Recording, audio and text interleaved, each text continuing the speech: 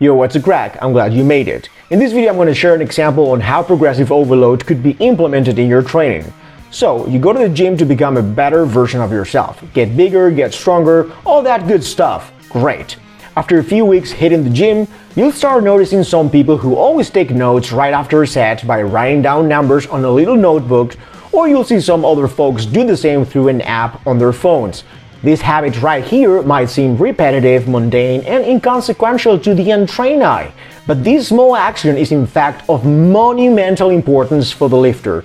He's tracking his progress, and so should you. Right now I'm showing you a bunch of clips of me benching 80 kg, roughly 175 pounds for 5 repetitions. These low rep sets are from the beginning of March of 2022, so earlier this year.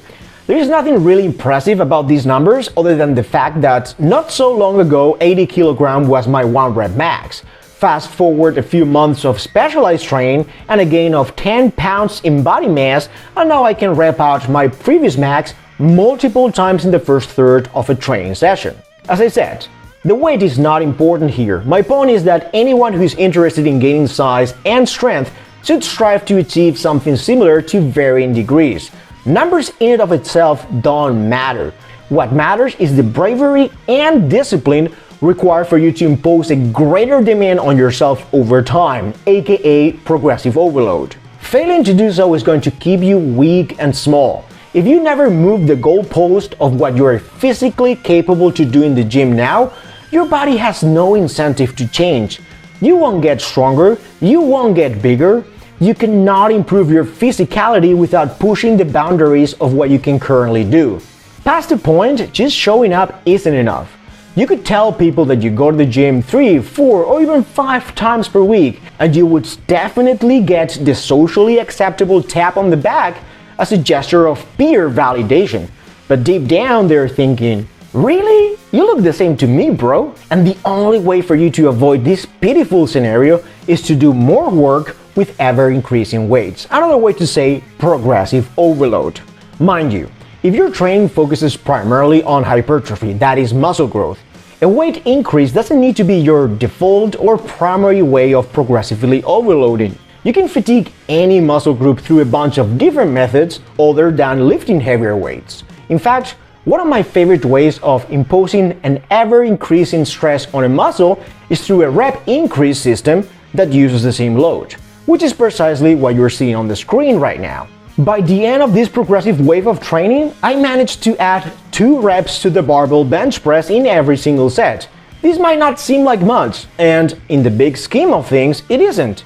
The sole purpose of today's video is to capture a short snapshot of what resistance training could look like, especially if your goal is to put on muscle mass primarily through compound movements like the bench press. These big lifts will definitely help you build a bigger frame quite effectively, and then smaller isolation lifts performed near muscular failure or even beyond failure will round out your overall physique. The point is that hypertrophy-focused training is not meant to be sexy or flashy. It is your job to make it exciting by setting goals along the way in order to move the aforementioned goalpost in the right direction.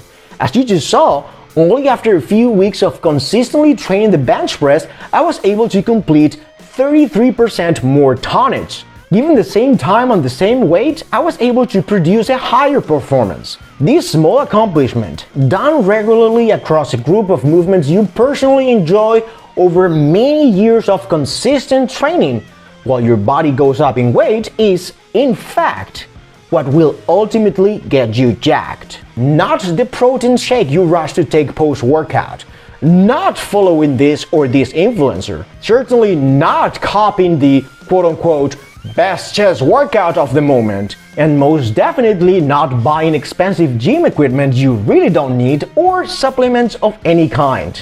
It is only down to you to put your head down and work. Get more done, lift heavier, eat better, and more. The simple, unsexy things you don't want to hear about are the ones that are going to have a significant impact on your physical appearance over time.